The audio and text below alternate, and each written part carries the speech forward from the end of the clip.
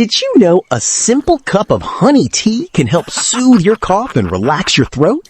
Here's how to make it. First, boil 1 cup of water, then add ginger tea bag. Let it steep for about 3 minutes. Then add 1 to 2 teaspoons of honey and stir well. Honey tea may help calm throat irritation, reduce coughing, and keep your body warm and hydrated. It's also perfect for cold weather or before bedtime. Like and follow for more health hacks.